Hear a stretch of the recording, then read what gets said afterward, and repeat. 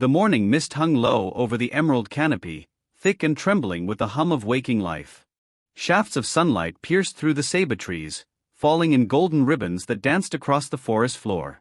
Somewhere deep in the jungle, a sound began to rise, slow at first, then swelling into a deep thunderous roar that rolled through the trees like distant storm clouds breaking.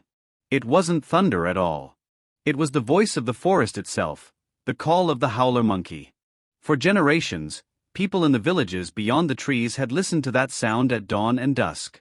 To them, it was the jungle breathing, alive and ancient.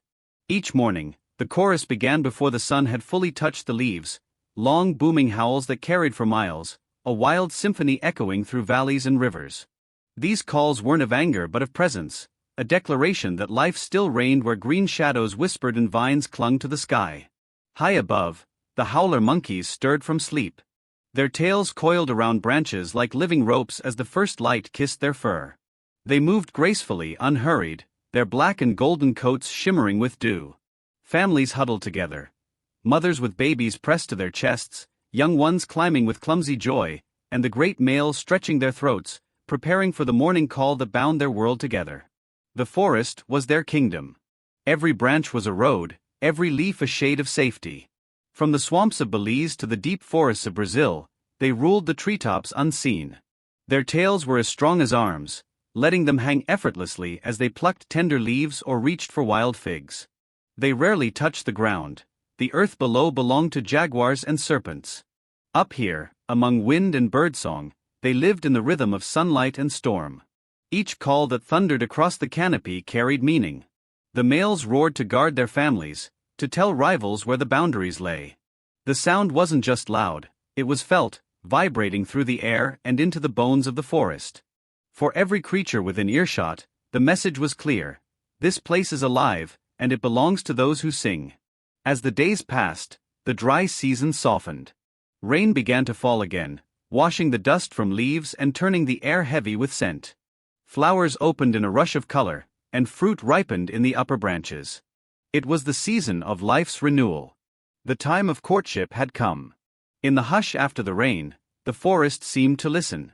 A male lifted his head, eyes dark and alert. His calls deepened, slow, powerful, deliberate. The notes rolled through the trees, claiming not just space but admiration. The females watched. Strength was not measured by muscle alone, but by the voice that could reach the farthest canopy and return unbroken. A call that strong meant safety, leadership, and the promise of good blood. Nearby, a female stirred. Her fur shimmered as she moved closer, drawn by something older than choice. She had listened for days, weighing the voices that echoed through her world. Now, the decision had settled in her heart. When she approached, the air between them stilled. The male's roar softened into quiet grunts, then into the low rhythm of trust. Their connection was wordless but certain, an instinct honed over millennia. In those moments, the forest became their witness. No violence, no struggle, just the eternal ritual of life continuing. The next generation began with a breath and a heartbeat, carried in silence through the trembling leaves. Weeks turned to months, and the forest watched over the expectant mother.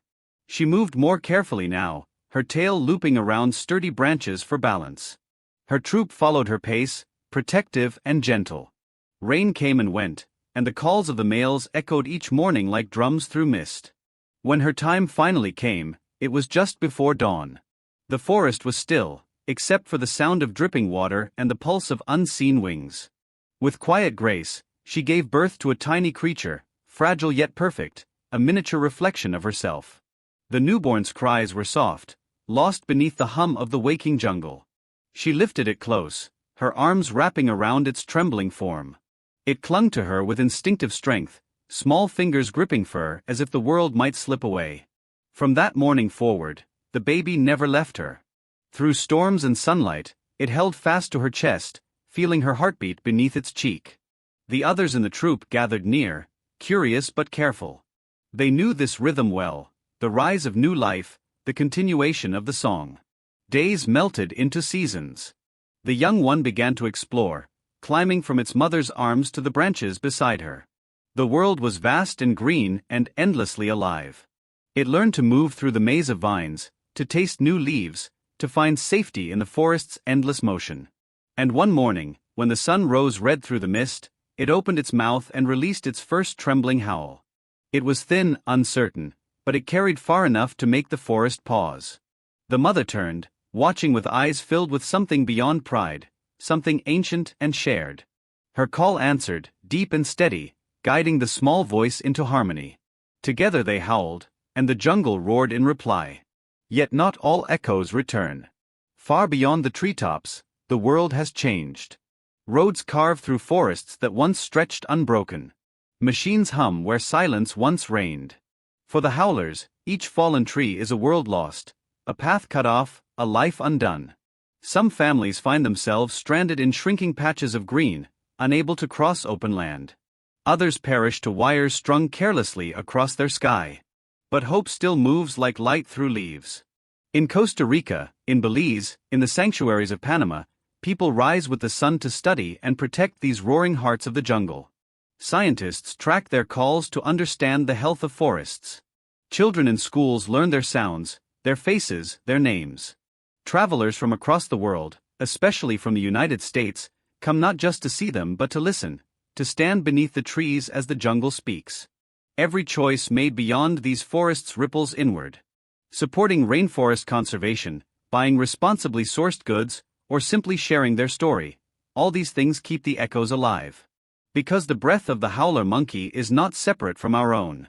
The trees they guard purify the air that drifts northward, joining the wind that moves across American plains and oceans alike.